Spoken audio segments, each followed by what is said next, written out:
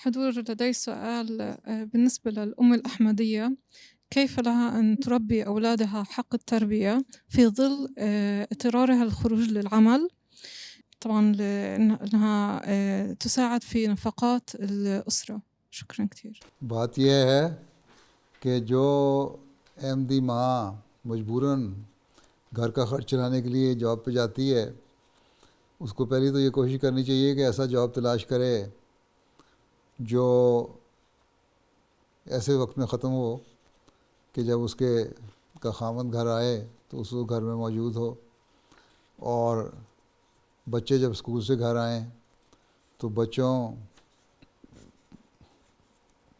کو ریسیو کرنے والی ہو،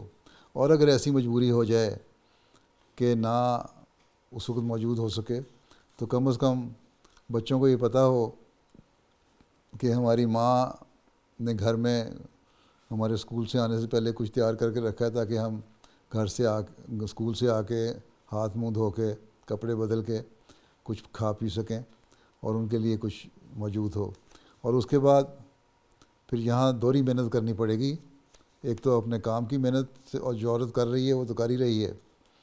اس کے بعد گھر آ کے پھر کچھ دیر وقت بچوں کو دے اور ان کے ساتھ بیٹھے،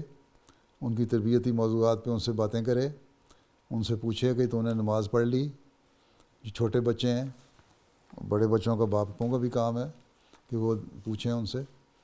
تو یہ جو گھر کا ماحول ہے اس کو قائم رکھنے کی کوشش کریں، کچھ نہ کچھ وقت روزانہ دیں بچوں کو، چاہے چند منٹ ہی ہوں۔ اور پھر اس بچے جو اسکول جانے والے ہیں وہ تو اپنے اسکول کے کاموں میں مصروف ہو جاتے ہیں جو اسکول سے لے کے آتے ہیں، یا پھر کچھ کتابیں پڑھنے لگ جائیں گے، یا ٹی وی دیکھنے کا رواج ہے تو اس پہ ہے۔ پھر یہ ہے کہ یہ بھی نظر رکھیں کہ غلط قسم کے انٹرنیٹ پہ پروگرام نہ دیکھنے والے ہوں بچے،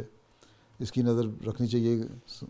گھر آ کے ماں کو، اور ان کو سمجھانا چاہیے کہ ایسے پروگرام نہ دیکھو۔ اسی طرح جو ویکینڈ آتا ہے، ہفتہ وار جو چھٹی آتی ہے 1 دن کی یا 2 دن کی، اس میں جہاں عورت اپنے گھر کی گہری صفائی کی طرف توجہ دیتی ہے، وہاں بچوں کے ساتھ کچھ وقت گزارنے کی طرف بھی توجہ دے۔ اور باپوں کا بھی کام ہے کہ وہ بھی ماؤں کا ہاتھ بٹائیں اور دونوں سارا خاندان میں مل کے بیٹھے اور ایک گھریلو ماحول ایسا بنائے جہاں ماں باپ اور بچے مل کے بیٹھیں اور آپس میں ایک دوسرے سے اپنے خیالات شیئر کریں اور باتیں کریں، جس سے پھر ایک تعلق پیدا ہوتا ہے، ایک خاندان کی اکائی کا تصور پیدا ہوتا ہے، اور اس سے بچے ہمیشہ خاندان سے جڑے رہیں گے، اور یہی تصور جو ہے پھر آہستہ آہستہ ان کو جماعت سے بھی جوڑنے کا باعث بنے گا۔